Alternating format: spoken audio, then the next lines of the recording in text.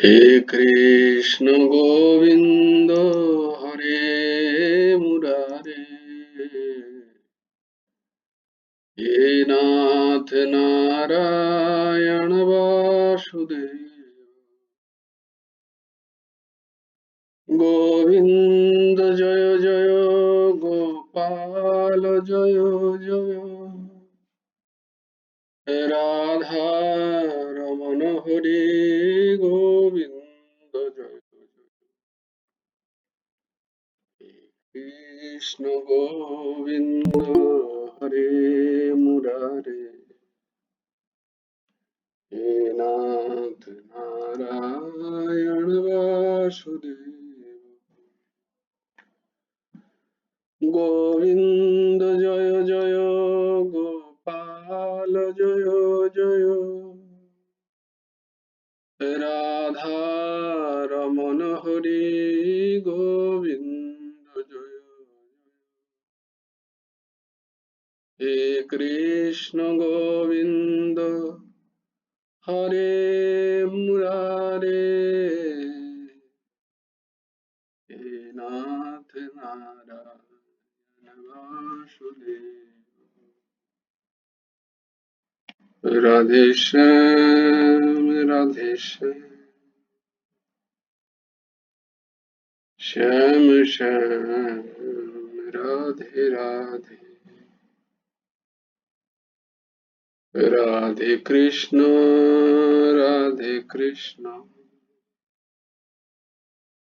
कृष्ण कृष्ण राधे राधे, राधे श्याम श्याम श्याम राधे राधे, राधे कृष्ण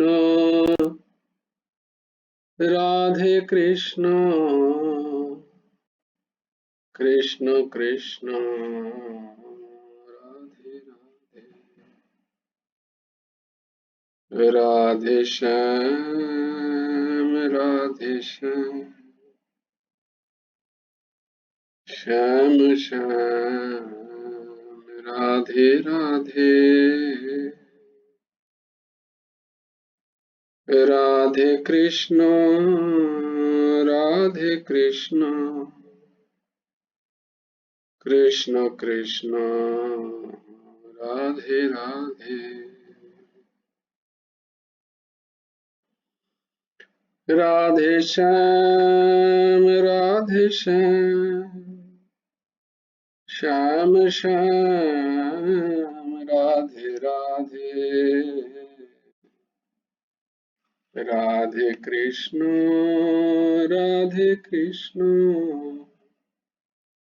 कृष्ण कृष्ण राधे राधे,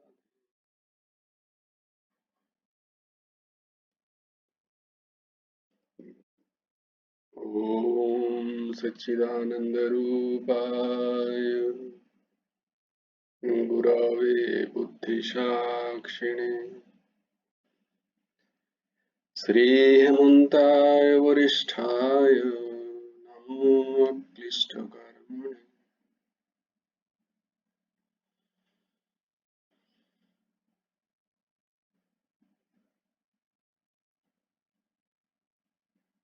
আজকে ভাগবত না শ্রীমদ্ ভগবদ গীতা কি আছে?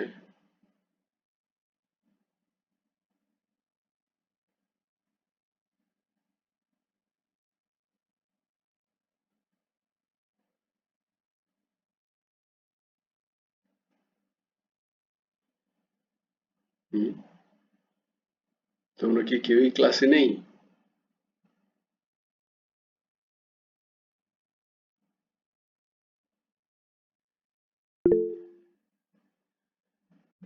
হ্যাঁ, আজকে গীতা না ভাগবত?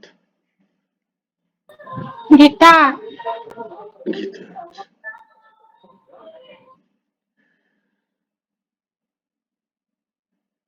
अखण्डमण्डलकारं व्याप्तं येन चराचरं तत्पदं दर्शितं येन तस्मै श्रीगुरवे नमः।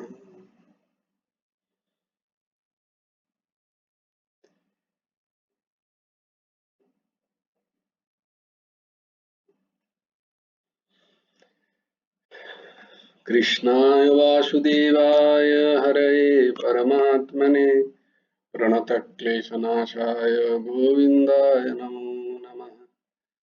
कृष्णाय वासुदेवाय देवकीनन्दनाय च नन्दगोपकुमाराय गोविन्दाय नमो नमः।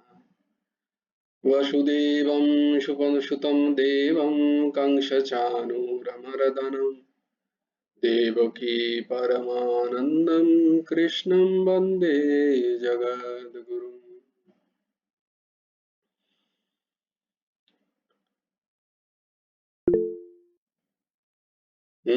वाह, क्या माँ बोलो। জয় গুরু রাধেশ্যাম। जय गुरु শ্লোক राधेश्याम। পাঠ করবো?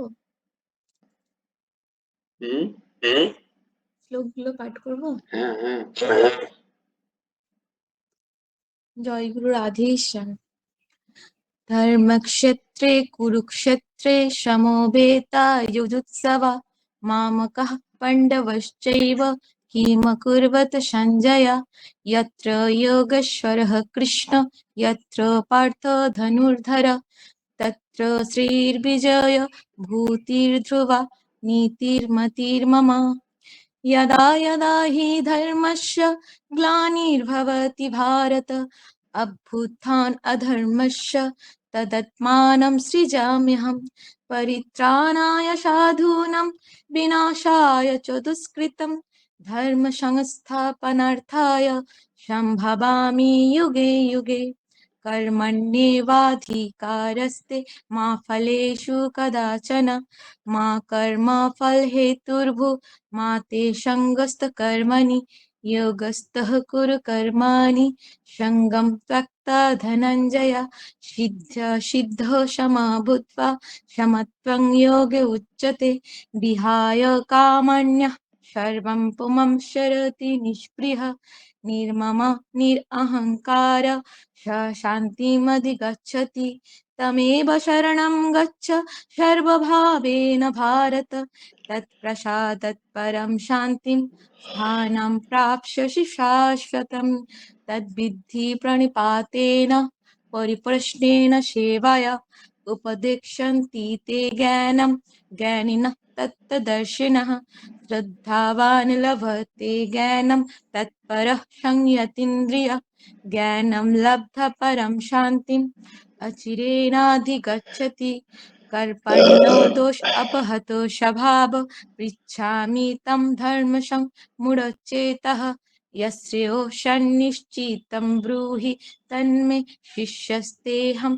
शाधिमं त्वं प्रपन्नम् सर्वधर्मान् परित्यज्य मामेकं शरणं व्रज अहं त्वं सर्वपापेभ्यो मोक्षयिष्यामि मा शुचः चञ्चलं हि मनः कृष्ण प्रमाथि बलवद्दृढं तस्यहं निग्रहं मन्ये वायोरिव सुदुष्करम् असंशयं महाबाहो मनोदुर्निग्रहं चलम् अभ्यासेन तु कौन्तेयो वैराग्येन च गृह्यते पत्रं पुष्पं फलं तोयं यो मे भक्त प्रयच्छति तदहं भक्तपुरोहितम् अश्नामि प्रयतत्मनः यत्करोषि यदश्नासि यज्जुहोषि ददासि यत्तपस्यसि कौन्तेयो तत्कुरुष्व मदर्पणम् अनन्यः चिन्तयन्तो मम ये जनः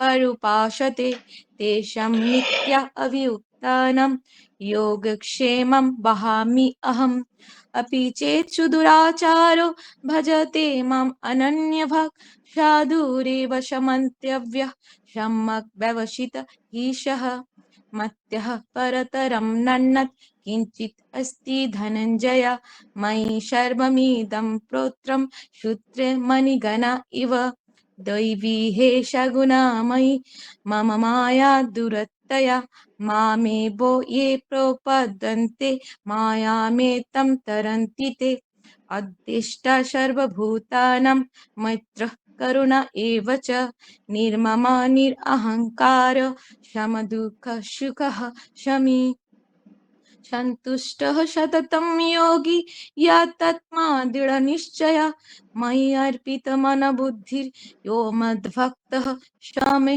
प्रियः। जय गुरु राधेश्याम। জয় গুরু রাধেশ্যাম। অসাধারণ, অসাধারণ, খুব সুন্দর, ভেরি গুড।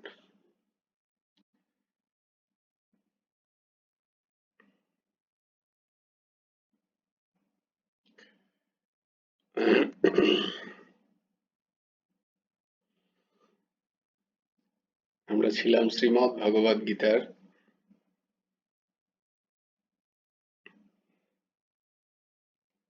ত্রয়োদশ অধ্যায়ে।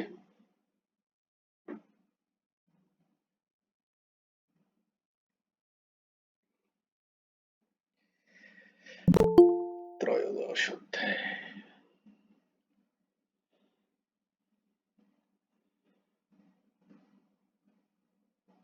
ত্রয়োদশ অধ্যায়ের কি নাম?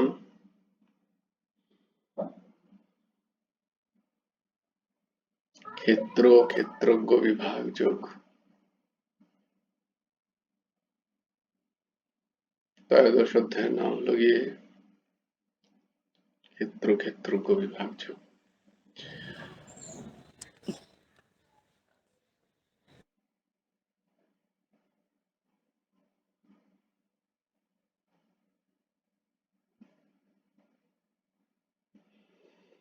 দেখো, এই যে ক্ষেত্র ক্ষেত্রজ্ঞ বিভাগ যোগ, এখানে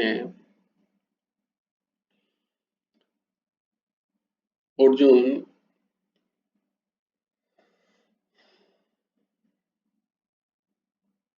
যে যে বিষয়গুলো নিয়ে জানতে চেয়েছেন সেগুলো হলো গিয়ে ক্ষেত্র কি,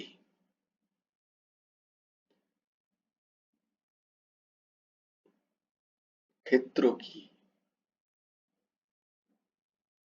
ক্ষেত্রজ্ঞ কে,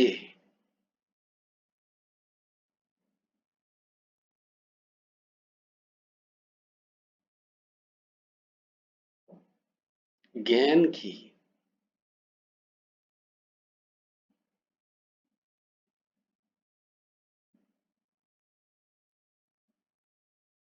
জ্ঞান কি,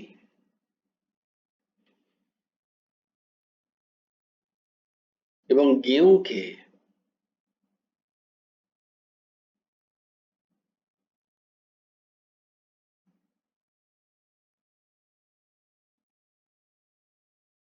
তিনি প্রকৃতি সম্বন্ধেও জানতে চেয়েছেন, প্রকৃতি কি, আর পুরুষই বা কে,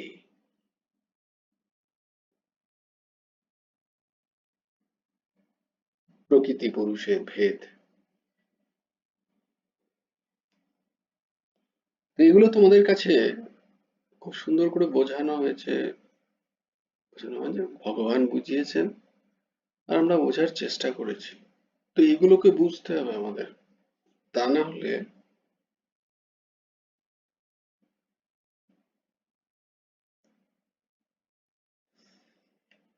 আমরা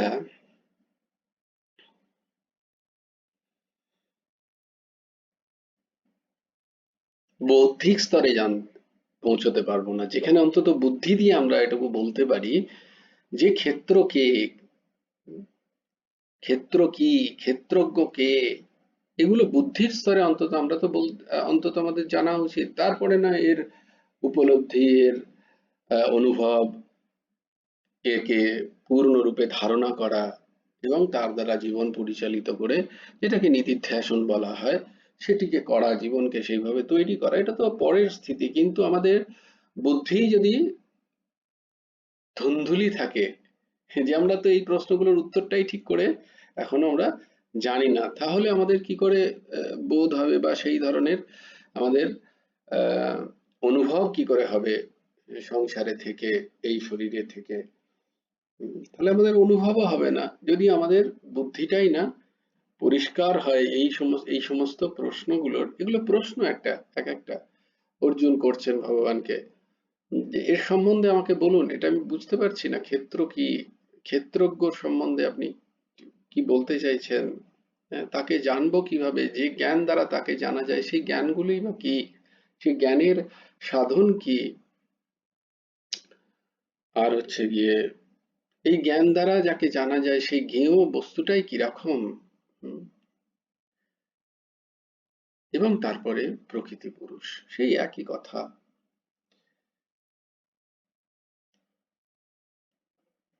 তো দেখো, আমরা এর প্রথম থেকে এই যে অষ্টম শ্লোক পর্যন্ত, আজকে আমরা তো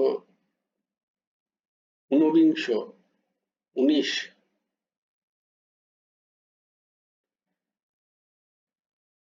নম্বর শ্লোক আমরা পড়বো। তার আগে এই যে অষ্টাদশ শ্লোক পর্যন্ত আমরা এর উত্তরগুলো নিয়ে কিন্তু আমরা আলোচনা করেছি।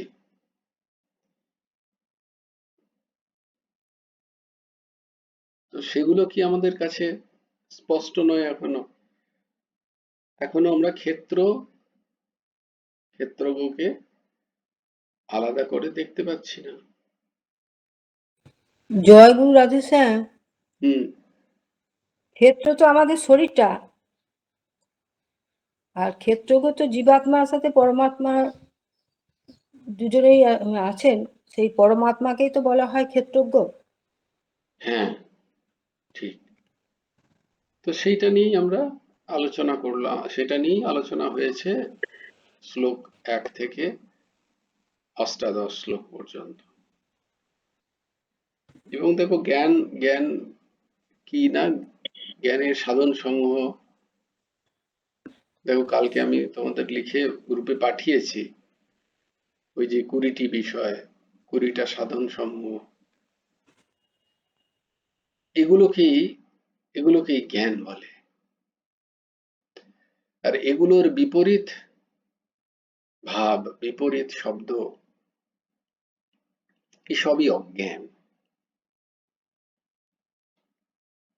এই যে 20টা, এটাই জ্ঞান।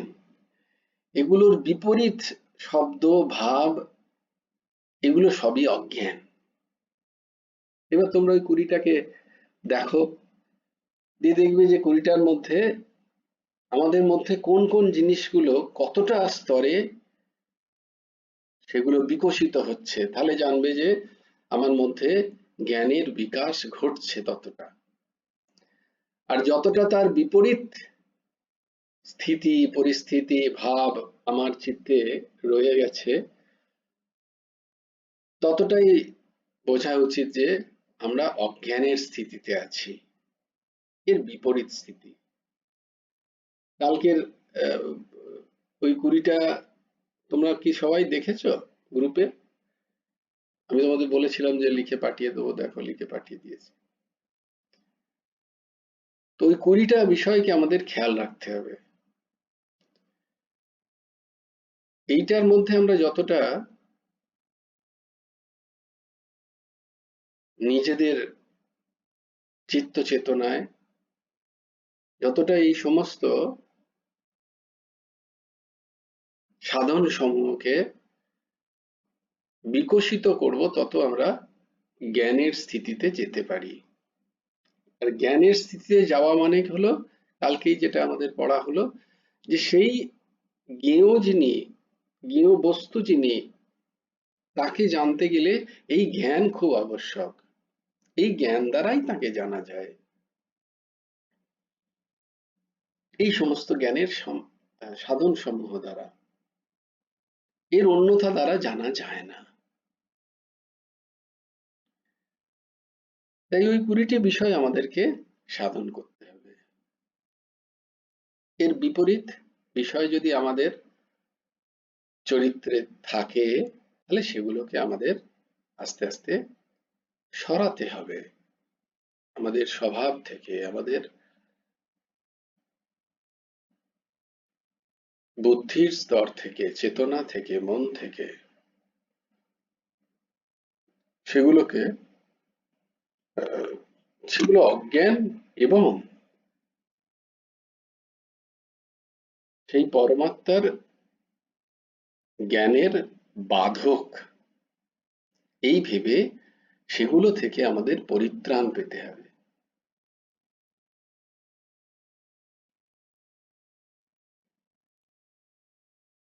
যেমন মানিত্য, অমানিত্য হচ্ছে জ্ঞান। আমাকে সবাই মান করুক, আমাকে সবাই সম্মান দিক, এটা অজ্ঞান। আমাকে সবাই এসো বসো বলুক, আমাকে কেন কেউ পাত্তা দিচ্ছে না, এটা অজ্ঞানের স্থিতি। প্রথমেই অমানিত্য। আমার যদি জ্ঞান হতে হয়, আমার যদি সেই পরমাত্মাকে চিনতে হয়, সেই পরমাত্মার তত্ত্বকে যদি আমাকে বুঝতে হয়, তাহলে আমার অমানিত্য চাই। এর উল্টোটা মান পাওয়ার ইচ্ছা, মানি হওয়ার ইচ্ছা, এটা হচ্ছে অজ্ঞান। এ দ্বারা আমি পরমাত্ম তত্ত্বকে জানতে পারবো না, আত্মতত্ত্বকে আমার জানা সম্ভব নয়। অদম্ভ,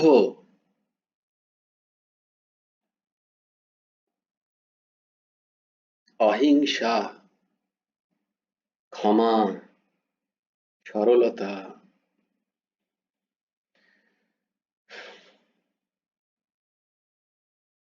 গুরু উপাসনা, শৌচ আদি আদি, দেখো ওগুলো লেখা আছে। তো এগুলোকে তো আমাদের আমাদের যারা আমরা সিনসিয়ার, আবার বলছি যে যারা করতে চাই, যারা চাই যে আমরা এই মনুষ্য জীবনকে সফল করতে যারা চাই, তাদের জন্য, তাদের জন্য। যারা চাই না তাদের জন্য নয়। যারা চায় আবার এই মনুষ্য জীবন চলে যাক, আবার ৮৪ লক্ষ জনিতে কোথায় যাব তার কোনো ঠিক নেই, সেই অনিশ্চয়তার মধ্যে যদি তাকে, সে যদি নিজেকে ফেলে দিতে চায়, যেটাকে ভাগবত বলছেন আত্মহত্যা, সে যদি আত্মহত্যা করতে চায় কেউ, তাদের জন্য নয়। আর কেউ যদি আত্মহত্যা না করতে চায়, তাদের জন্য এই ২০টি সাধন পদ্ধতি বা জ্ঞান, এটাই জ্ঞান। এমনটি ভগবান বলছেন ত্রয়োদশ অধ্যায়ের ৮ম থেকে ১২শ শ্লোক পর্যন্ত। এখানে এগুলো দেওয়া আছে। এই জ্ঞানগুলোর সাধন করতেই হবে। যারা সিনসিয়ার, যারা আত্মহত্যা করতে চায় না, যারা নিজের আত্মাকে হনন করতে চায় না, তাহলে প্রশ্ন হচ্ছে, এখন দুটো ভাগে ভাগ করা যায়, মনুষ্য কুলকে দুটো ভাগে ভাগ করা যায়, একজন আত্মাকে হনন করছে আর একজন আত্মাকে হনন করছে না বা করতে চায় না।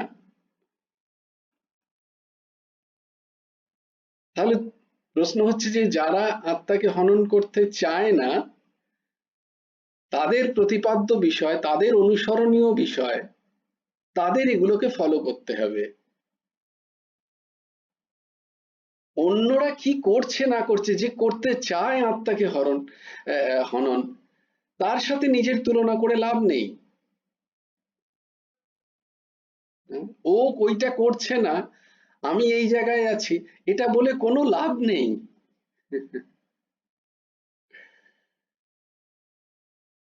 আমি আমাকে কতটা বাঁচাচ্ছি, এটা জানার লাভ।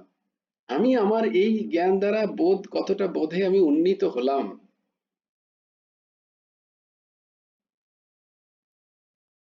কতটা আমি আত্মবিনিগ্রহ করতে পারলাম, আমার মধ্যে স্থিরতা স্থৈর্য কতটা এলো,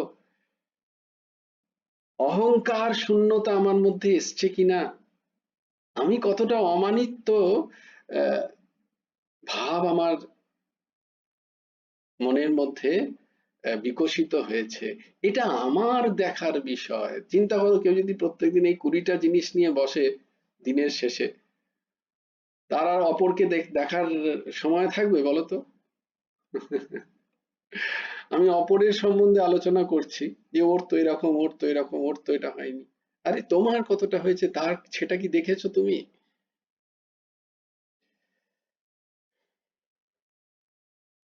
দেখবে আমারই তো হয়নি, তাই তো বটে বাবু। ওরে বাবারে, তাহলে তো আর অপরকে দেখার আমার সময় নেই। হ্যাঁ, সময় তো খুব, জানি না কখন, হুম, কোন সময় অন্তিম শ্বাস আছে সেগুলো তো জানি না। তাই এরপর থেকে আমরা আমাদের স্থিতি দেখব, এই ঘড়িটা সাধন পরাকাষ্ঠায় আমি আমার চিত্তের স্থিতি দেখব, আমার মনের স্থিতি দেখব। হুম? আমি কতটা এখানে কোথায় দাঁড়িয়ে আছি, কোথায় দাঁড়িয়ে আছি।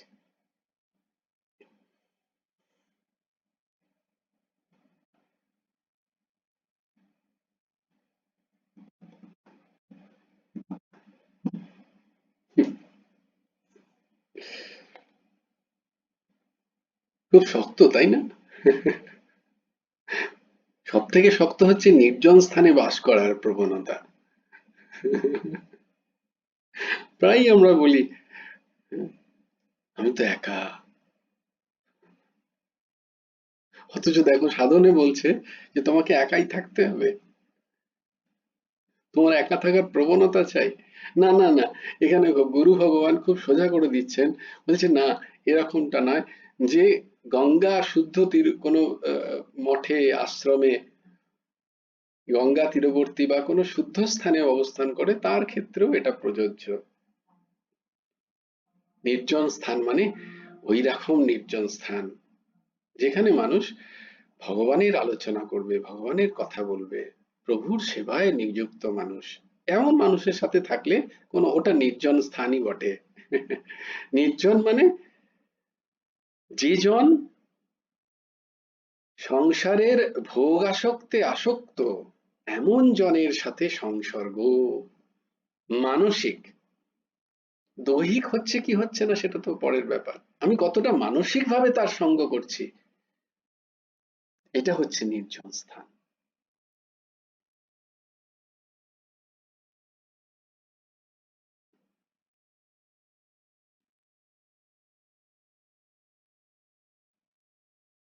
অদ্ভুত অদ্ভুত কুড়িটি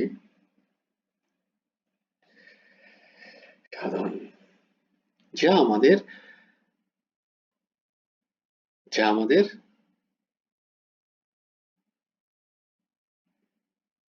বলবে কি করবে, একটা প্রশ্ন বলে, যা আমাদেরকে জ্ঞানী করবে, যা আমার সাথে পরমাত্মার অভিন্নতা প্রতিপাদন করতে পারে, যা আমার যে দুটো দোষ, অসম্ভাবনা এবং বিপরীত ভাবনাকে সম্পূর্ণরূপে অপসারিত করতে পারে,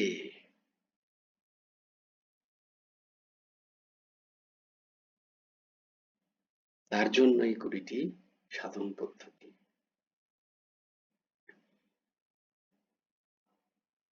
আমি কিন্তু প্রত্যেককে জিজ্ঞেস করবো এর মানেগুলো কি মাঝে মাঝেই।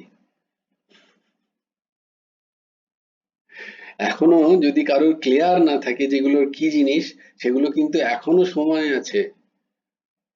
না, সময় পরেও আছে। দাস তো দাসই। আমার জয় গুরু রাধেকৃষ্ণ। তাহলে আর একবার করে বলে দাও ভাই, কেন এটা গোপালের সেবা দিয়েছি, এবার মন্ত্র জপ করছি, তারপরে তোমার কথা শুনছি। ও আচ্ছা আচ্ছা, বাহ বাহ। তো এগুলো তো আগে বলা হয়েছে, এগুলো হ্যাঁ, পড়ে নাও, পড়ে পড়ে যেটার মনে হবে, যেটার যেটার সম্বন্ধে জানো না ঠিক গভীর সূক্ষ্ম বিষয়ে, ওপরে ওপরে নয়, হ্যাঁ, সূক্ষ্ম বিষয়, যার যে বিষয়টার সম্বন্ধে আমার আহ, উম, ঠিক ঠিক বোধ নেই, সেই সম্বন্ধে আমরা আলোচনা করব। যেমন ঠিক ধরো আমি আছে। জিজ্ঞেস করতে পারি শৌচর মানে কি, শৌচ কাকে বলে, তো সেটা যেন আমাদের কাছে পরিষ্কার হয় যে শৌচর গভীর সূক্ষ্ম অর্থটা কি।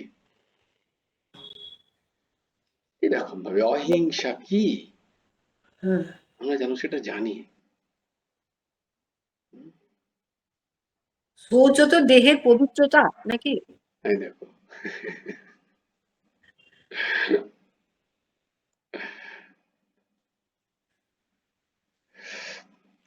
নাকি বললে হবে না কিন্তু, আচ্ছা আচ্ছা। কারণ উত্তর দেবে, উত্তর ভুল না ঠিক সেটা পরে বলবে একজন। এইটা উত্তর হবে কি না এটা বলা যায় না কোশ্চেনে, তাহলে তো উত্তরই নয়, তাহলে তো জিরো পেয়ে যাবে। আমি মনে না, করছি এটাই উত্তর, তাহলে হ্যাঁ, টিচার বলবে ঠিক আছে, হাফ নাম্বার দেওয়া যাবে একে। বলছি এ তো পুরোটাই ডাউটে আছে, আমাকে একদিন বলেছিল আসলে, তাই জন্য বলছি, এটা আমার জীবনের ঘটনা আসলে। কুইজ কুইজ কুইজে এরকম একজন যে কুইজ কম্পিটিশন হচ্ছে, তো সেখানে একজন প্রশ্ন করেছেন কুইজ মাস্টার, তো আমি উত্তর দেওয়ার সময় ওরকম প্রশ্ন করেছি তাকে, উত্তরটা দেওয়ার সাথে বলছি এটাই হবে কি, বলে না তুমি এরম বলতে পারো না, আমি তো বলবো না যে হ্যাঁ এটা হবে, তোমাকে বলতে হবে নিঃসংশয় হয়ে যে হ্যাঁ এটাই উত্তর। হ্যাঁ, তবে আমি জল প্রশ্নের দ্বারা যেমন উত্তর, প্রশ্নের উত্তর প্রশ্ন নয়, প্রশ্নের উত্তর সদর্থক একটা উত্তর। আচ্ছা, বলছি ভাই, হুম বলছি যে যেমন জলের দ্বারা আমরা দেহের শুদ্ধতা শৌচতা ইয়ে করি, সেরকম জ্ঞানের দ্বারা তো মনের ময়লাগুলোকেও তো পরিষ্কার করতে হবে। হুম। আর সেই জ্ঞান আর এই শৌচতা কি একে অপরের পরিপূরক তো নাকি? পরিপূরক। মানে আমি জল দিয়ে দেহের ইয়েটা ধুয়ে ফেললাম, পরিষ্কার করে ফেললাম যত ময়লা ছিল, হুম। আর জ্ঞানের দ্বারা তো আমাদের অজ্ঞানতার অন্ধকার দূর হয়। না, পরিপূরক কথাটার শব্দ মানে কিন্তু আলাদা। পরিপূরক মানে জ্ঞান, জ্ঞান, জ্ঞান, জ্ঞানও যা শৌচও তাই, এটা হচ্ছে পরিপূরক শব্দের মানে। মানে একটার একটার অভাবকে আরেকজন পূর্ণ করে দিতে পারে, এইটাও পরিপূরকের মানে। আচ্ছা। তাতে তা কি, তা তো নয়, শৌচ আর জ্ঞান কি এক? না। তাহলে এই জন্যই বলছি সূক্ষ্মাকারে বিষয়গুলোকে আমাদের জানা প্রয়োজন। ঠিক আছে, আমি আসবো পরে। এই সমস্ত কুড়ি সাধন নিয়ে আমাদের যেন খুব খুব স্বচ্ছ ধারণা থাকে, তবে গিয়েই তো আমরা বুঝতে পারবো সেই পরাকাষ্ঠায় যে আমি কোথায় দাঁড়িয়ে আছি। আমি কোথায় দাঁড়িয়ে আছি আমি বুঝবো কি করে যদি আমি এগুলোকে নাই বুঝি এই সাধনগুলো কি। তাহলে ক্লাস কামাই করলে হবে না, তাহলে তুমি সেই দিনটাই ধরবে যেদিন আমি ক্লাস করব না। ক্লাসটা কখন আগে থেকে হবে সেটা একটু আগে থেকে বলে দিও। না আসলে কেউ না বললে আমি খুব কম সময়ই দেখি কে জয়েন করছে।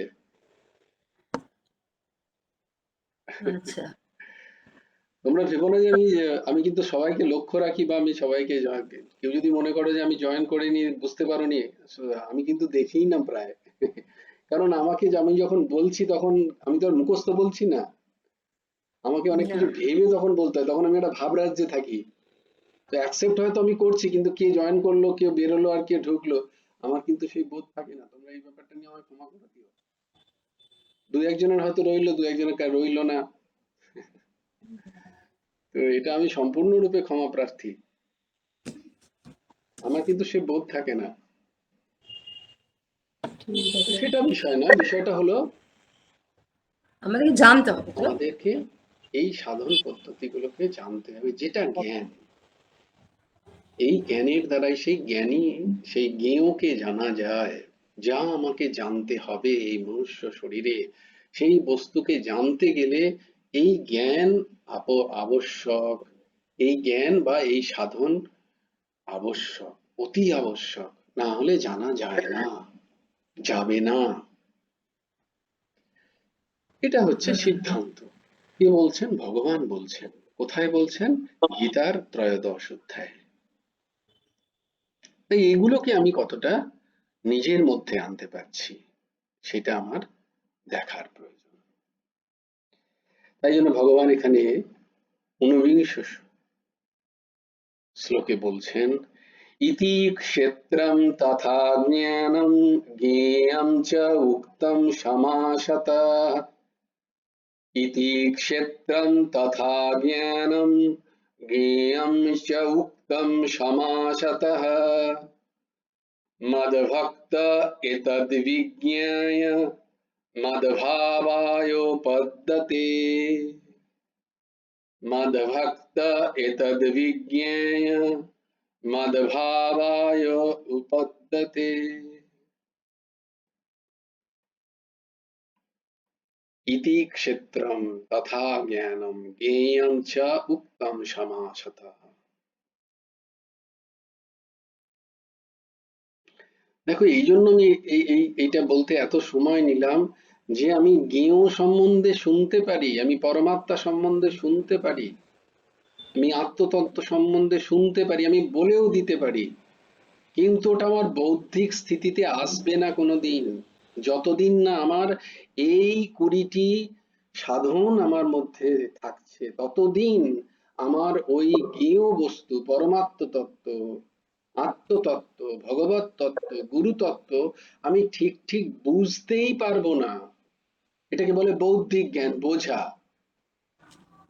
বোঝা ওর পর্যন্ত হচ্ছে বৌদ্ধিক জ্ঞান, বুদ্ধির স্তরে। অনুভব তো অনেক অনেক সূক্ষ্ম বিষয়, অনুভব অনেক সূক্ষ্ম বিষয়, অনুভব তো হয়ই না। অনুভব হতে গেলে অনেক সূক্ষ্ম বিষয়, অনেক সাধন করতে গেলে তবে গিয়ে জ্ঞান অনুভব হয়। কিন্তু জ্ঞানকে বুঝেছি এটাই বলার মতো আমার ক্ষমতা হবে না যতক্ষণ না আমার মধ্যে এই 20টি জ্ঞান আমার মধ্যে প্রতিষ্ঠিত হচ্ছে ঠিক ঠিক করে, ঠিক ঠিক করে, যথাযথ, উপরে উপরে নয়, যথাযথ আমার আচরণের মাধ্যমে। তবে গিয়ে আমি জ্ঞেয় বস্তুকে বুদ্ধিতে বুঝতে পারবো, বুঝতে পারবো। বোঝা আলাদা জিনিস আর অনুভব আলাদা জিনিস। এটাও বুঝতে হবে তোমাদের বারবার আধ্যাত্মিক স্তরে। আমি বুঝে গেছি, আমি বুঝিয়েও দিতে পারি, আমি বক্তব্যও রাখতে পারি, কিন্তু আমার নিজেরই অনুভব নেই। আমার অনুভবের স্থিতিতে আমার কোনো অনুভব নেই সেই তত্ত্বে, হবে না। এটা বৌদ্ধিক স্তরেই পৌঁছানোর জন্য আমার এই জ্ঞান চাই। তারপরে এগুলোকে আরো আরো বেশি সাধন করতে করতে করতে তবে আমার সেই পরমাত্ম তত্ত্বের অনুভব হয়। অতি সূক্ষ্ম বিষয়।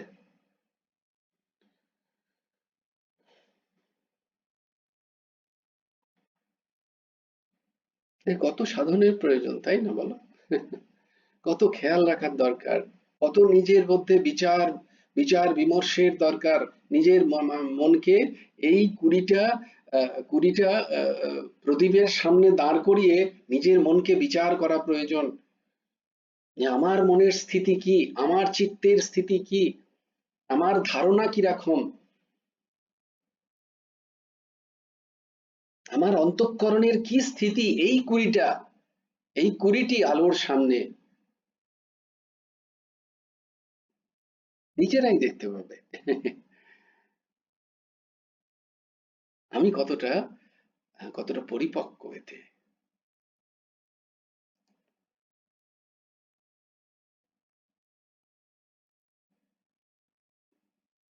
এটা নিজের স্থিতির বিচারের জন্য।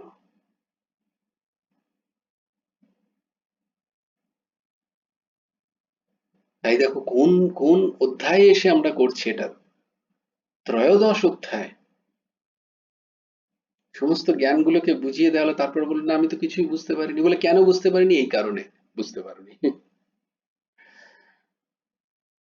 কারণ এই সমস্ত কিছুর সাধন তোমায় করতে হবে। তারপরও 14 নম্বর, তারপরে দেখো 15 নম্বর, যেটা দিদি বারবার বলছিল যে পুরুষোত্তম যোগ আমরা পড়বো। পুরুষোত্তম যোগের আমরা বুঝবো কি? এর পরের পরের যোগগুলো তো সম্পূর্ণ প্র্যাকটিক্যাল একদম। তোমাদের বারবার বলেছি না যে 14 থেকে 15, 16, 17, 18 একদম জীবনে জীবনে অ্যাপ্লাই করার জন্য সম্পূর্ণ। একদম প্র্যাকটিক্যাল স্থিতি, যেমন হয় না, প্রথমে পড়াশোনা করলাম, থিওরি পড়লাম, থিওরি পড়ে তারপর প্র্যাকটিক্যাল হয়, যে প্র্যাকটিক্যালি এই যেন আমাদের আজকাল ডাক্তারবাবুরা করছে, একদম প্র্যাকটিক্যালি দেখছে, থিওরি পড়ে এসছে, যে প্র্যাকটিক্যালি দেখছে বলে দিয়ে এটা বা এলাম করলে তো হবে না, শুধু বইয়ের উপর দিয়ে গেলাতে তাহলে তো রুগী মারা যাবে। তো প্র্যাকটিক্যাল একটুখানি অন্যরকম। তো প্র্যাকটিক্যাল, কিন্তু তার জন্য একটা থিওরি তো চাই। একটা একটা বেসিক, একটা একটা কি বলবো ওটাকে, মূল জ্ঞানের আধার তো চাই।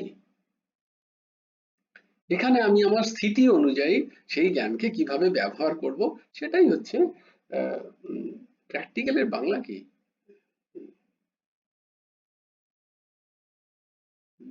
বাংলাটা কি যে প্র্যাকটিক্যাল, প্রয়োগ প্রয়োগ প্রয়োগ, প্রয়োগ, yes, প্রয়োগশালা।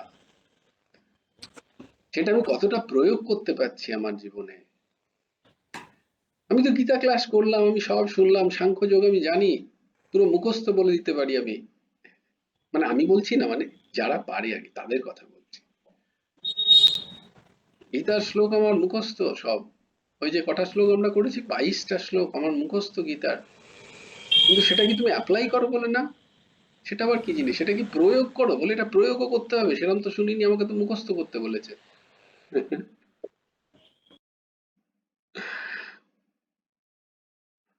না না, মুখস্থ করতে বলা হয়নি, প্রয়োগের জন্য। প্রয়োগ তো হচ্ছে না, যতক্ষণ প্রয়োগ হচ্ছে না ততক্ষণ বৌদ্ধিক স্থিতিতে, ওই যে মুখস্থ তো হয়ে গেল, আমাকে বলে দিলে আমি বলেও দিতে পারবো, হয়তো বুঝিয়েও দিতে পারবো মুখস্থ করে করে, ওর মানেগুলো পড়ে পড়ে,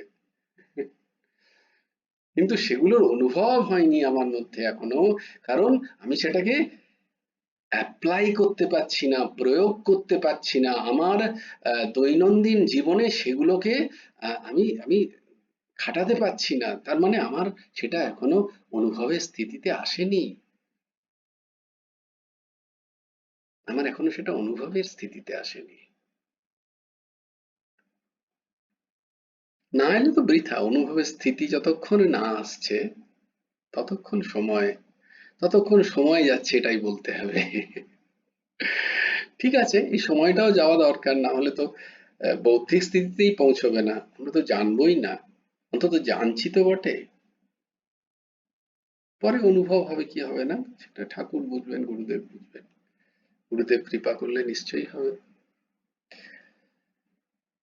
কিন্তু তার জন্য এই যে 20টি দেয়া হলো, এটাকে ধ্রুবতারা করে নাও সবাই জীবনের। প্রত্যেক দিন দেখো যে এই 20টা আলোর সামনে আমি, আমার মুখ কতটা নিচে হয়ে গেছে কোথাও, আমার মানসিক স্থিতি কোথায় গিয়ে হারিয়ে গেছে, আমাকে লুকোতে হচ্ছে নিজেকে, নিজেই দেখো। আমি কি কোথাও গিয়ে মান আশা করেছি, আমার কোনো বিষয়ে, কোনো আচরণে, আমার মধ্যে কি সারাদিনে কোথাও দম্ভের প্রকাশ হয়েছে, অভিমান, আমি কি কোথাও হিংসা করেছি, হিংসার সূক্ষ্ম বিষয় তোমাদের বহুবার বলা হয়েছে, হিংসা মানে মাছ মাংস খাওয়াকে, কেটে খাওয়াটাকেই হিংসা নয় কিন্তু।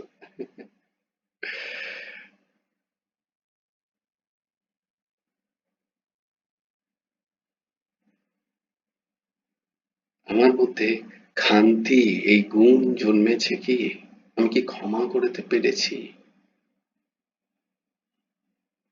যারা আমার প্রতি, আমি নির্দোষ হওয়া সত্ত্বেও যারা আমার প্রতি অসৎ ব্যবহার করেছে, আমি কি তাদের ক্ষমা করতে পেরেছি, জ্বালাও, ক্ষমার দীপ জ্বালাও, অমানিত্যর দীপ জ্বালাও, অদম্ভের দীপ জ্বালাও, অহিংসার দীপ জ্বালাও, দিয়ে দাঁড়াও সেখানে সামনে গিয়ে। আমি কতটা সরল হতে পেরেছি। আজকে সারাদিন আমি গুরু সেবা কতটা করেছি। আমার বাহ্য এবং আভ্যন্তরীণ শৌচ হয়েছে কি? আমি মনুষ্য শরীর নিয়ে আমার যেটা সর্বোৎকৃষ্ট প্রাপ্তি হওয়া উচিত, ভগবত প্রাপ্তি, প্রেম প্রাপ্তি, আত্মতত্ত্বের প্রাপ্তি, আমি তার সেই পথে আমার প্রারব্ধের কারণে যে বিক্ষেপ, সেই বিক্ষেপকে সরিয়ে সেই পথে আমি কতটা স্থির হয়ে আছি সেটাকে বলছেন স্থৈর্য। আমি বলছিলাম গুরু ভগবানের ব্যাখ্যা, এটা আমার নয়, এই সংজ্ঞা আমার নয়। গুরু ভগবানের স্থৈর্যের সংজ্ঞা হলো গিয়ে এই মনুষ্য শরীরের মূল উদ্দেশ্য কি, সেই উদ্দেশ্য জেনে আমার প্রারব্ধ অনুযায়ী আমি এই শরীর পেয়েছি, সেই শরীর একটা পরিস্থিতিতে আছে, তো স্বাভাবিকভাবে তার কিছু না কিছু হয়তো সেই প্রারব্ধের কারণে এমন শরীর পেল, সে হয়তো সেই মার্গের পরিস্থিতিতেই সেই প্রারব্ধ পেয়ে এই প্রারব্ধ শরীর সেখানে জন্মেছে, তাহলে তো তার কথাই নেই, দারুণ ব্যাপার। এবং সেখানেই তার সাধন শুরু হচ্ছে। এ তো অদ্ভুত, তার গুরু কৃপা, ভগবত কৃপা, পূর্ব জন্মের সাধন। আর যাদের হয়নি, এই যে যেমন যে বলছে ধরো মন্দ মন্দ ভাগ্য, সুমন্দ মতয়, উপদ্রুত, এই চারটে জিনিসই যার মধ্যে আছে, পিনাকি মুখার্জির কোটি, অতি নিম্ন কোটির যে সমস্ত জীব, তারা জেনেছে, অতি অতি দয়া প্রবণ করুণা সিন্ধু তিনি কৃপা করে জেনে জানিয়েছেন এইটুকু যে এই মনুষ্য শরীর উদ্দেশ্য হচ্ছে ভগবত প্রাপ্তি, ভগবানের প্রতি প্রেম প্রাপ্তি উদ্দেশ্য। কিন্তু প্রারব্ধের কারণে তার শরীর হয়তো এমন একটা জায়গায় আছে যেখানে এই চারটেই জিনিস ফেসে আছে পূর্ণ মাত্রায়। তাহলে বলছে এইগুলোকে বাদ দিয়ে, এগুলোকে দূরে রেখে, এগুলোকে পাশে এগুলো সহ্য তো করতেই হবে, এগুলোকে তুমি না বলতে পারবে না। কারণ প্রারব্ধ কর্মে পেয়েছো না এগুলো, এগুলোর সাথে লড়াই করলে চলবে না, আরো ফেসে যাবে। তাহলে বলে এগুলোকে সহ্য করো, এই সহ্য করার পরে তুমি কতটা তোমার ওই মূল লক্ষ্যের দিকে স্থির আছো। তুমি কি স্থির আছো? সারাদিন পরে তুমি আবার ওই মন্দ ভাগ্য বা মন্দ, তুমি মন্দে চলে গেলে কিনা, তোমার তোমার স্থিতি মন্দমতি আরো বেশি মন্দ হয়ে গেল কিনা, তোমার ভাগ্য মন্দ তো ঠিক আছে, কিন্তু সেখানেই তুমি বয়ে গেলে কিনা, তোমার জীবন উপদ্রুত মানলাম আমি প্রারব্ধের কারণে, কিন্তু তুমি সেটাকে নিয়েই সারাদিন ব্যস্ত রইলে কিনা, এটা দেখার বিষয়। কার? জীবের।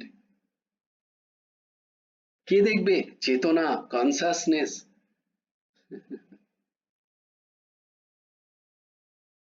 না না, ঠিক আছে, এগুলো তো প্রারব্ধের বিষয়, এগুলো তো আমাকে সহ্য করতেই হবে, কিন্তু তার সাথে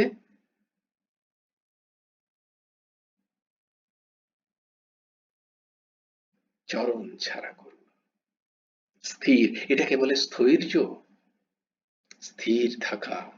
আর সেই লক্ষ্যের দিকেই নিজের উদ্দেশ্যকে স্থির রাখা, যে যখন আমি এগুলো থেকে একটুখানি সময় পাবো আমি ওখানে যাব, ওইটাই আমার ঘর, ওইটাই আমার রাস্তা, ওইটাই আমার পথ, আমি ওখানেই স্থির থাকবো। এটা আমি জেনে নিয়েছি গুরু কৃপায়, গুরুদেব আমাকে জানিয়েছেন। আর নড়াচড়া নয়, প্রারব্ধের কারণে যা হচ্ছে সেগুলো তো হচ্ছেই, কিন্তু আর আমাকে কেউ এখান থেকে নড়াতে পারবে, এইটা হচ্ছে স্থৈর্য। দেখো স্থৈর্য সম্বন্ধে খুব সূক্ষ্মকারে বলছি কিন্তু, আজকে, পরে আর বলবো না। তাই খুব মন দিয়ে শ্রবণ করতে হবে যে স্থৈর্য কাকে বলে। হুম?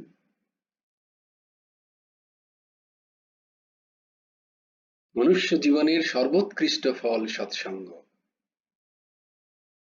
আমি নিরন্তর সেই সৎসঙ্গের জন্য লালায়িত কিনা, হচ্ছে না সেটা আলাদা কথা, না হতেই পারে প্রারব্ধের কারণে, কিন্তু আমার লালসা,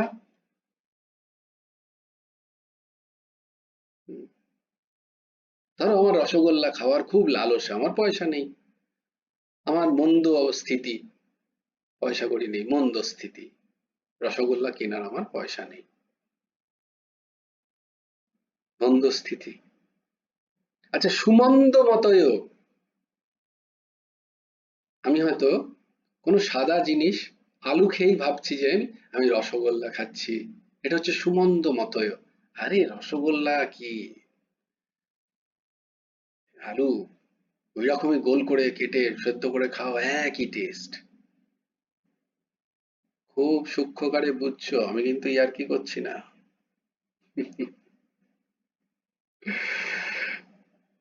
একই টেস্ট রসগোল্লাতে যেমন, আর এই আলু সেদ্ধতেও তেমন, সুমন্দ মতয়। অতি বুদ্ধিমান আমি।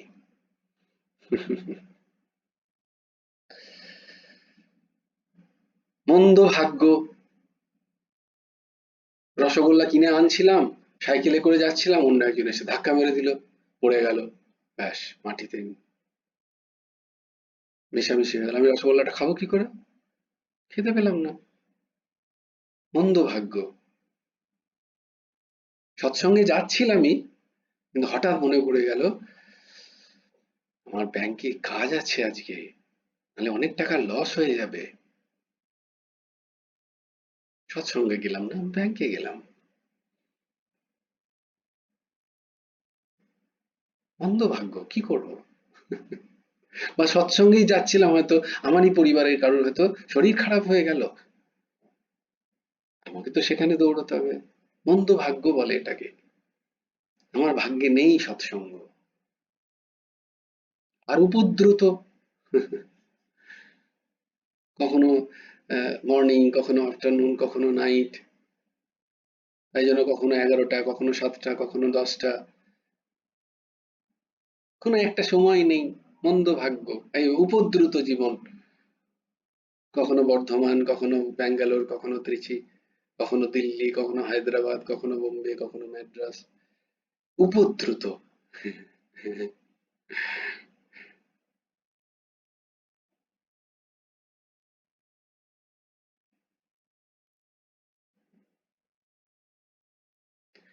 কিন্তু এ সত্ত্বেও, এই উপদ্রুত জীবনের জন্য আমি রসগোল্লা পাচ্ছি না হয়তো, কিন্তু এই সত্ত্বেও আমি যখন শুতে যাচ্ছি, আমার মন করে জিজ্ঞেস করছি, তুই রসগোল্লার বদলে আলু সেদ্ধতেই মন ভরাসনি তো?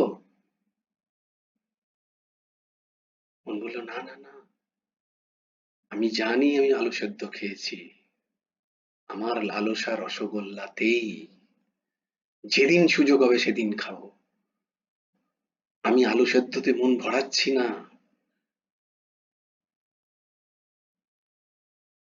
যেদিন আমার সুযোগ হবে সেই দিন আমি গিয়ে সৎসঙ্গে 5 মিনিট হলেও বসবোই বসবো, দৃঢ় সংকল্প।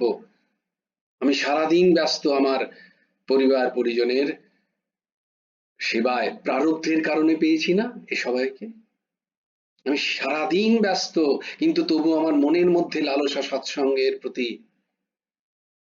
যেদিন এগুলো শান্ত হবে আমি সেদিন সৎসঙ্গে যাবই যাব, আমাকে কেউ ঠেকাতে পারবে না।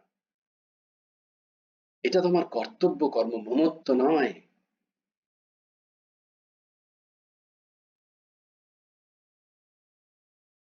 এইটা হচ্ছে লালসা, কৃষ্ণ দর্শন লালসা। সব করছেন গোপীরা, সকাল থেকে উঠে রাত পর্যন্ত প্রত্যেকটা কর্মে সুন্দর করে করছেন, কিন্তু মনের মধ্যে একটাই লালসা, কবে একবার এক ঝলক নন্দ দুলালকে একটু দেখতে পাবো। লালসা, কৃষ্ণ দর্শন লালসা। কোথায় সে, কোথায় সে, কোথায় সে, কিভাবে একটু তাকে দেখতে পাই। সব করছেন, কিন্তু পতি সেবা করছেন, পুত্র সেবা করছেন, শ্বশুরি সেবা করছেন, ঘর দোর মুছছেন, গোপী সব করছে, কিন্তু তার মনের মধ্যে লালসা কি? এটা হচ্ছে লালসা। স্থৈর্য, এটাকে বলে স্থৈর্য, মানসিক স্থিরতা। এখন আমার মন স্থির হয়ে গেছে যে আমাকে কোনো কেউ আর টলাতে পারবে না। এটাকে স্থৈর্য বলছেন গুরু ভগবান। দেখো আজকে স্থৈর্য নিয়ে আলোচনা হলো, কিন্তু এটা অষ্টম সাধন, স্থৈর্য। আজকের ডেটটা লিখে রেখো। জয় জয় শ্রী রাধে, জয় জয় শ্রী সীতারাম, হর হর মহাদেব। ভজ গুরু হেমন্ত দেব রাধে শ্যাম, জপ হরে কৃষ্ণ হরে রাম, জয় গুরু রাধে শ্যাম, রাধে শ্যাম, রাধে শ্যাম, শ্যাম শ্যাম, রাধে রাধে, রাধে কৃষ্ণ, রাধে কৃষ্ণ, কৃষ্ণ কৃষ্ণ, রাধে রাধে। জয় গুরু রাধে শ্যাম। শ্রী গুরার্পণমস্তু, শ্রী হেমন্ত দেবার্পণমস্তু। জয় গুরু রাধে শ্যাম। সবাই ভালো থেকো, সুন্দর থেকো, সুস্থ থেকো।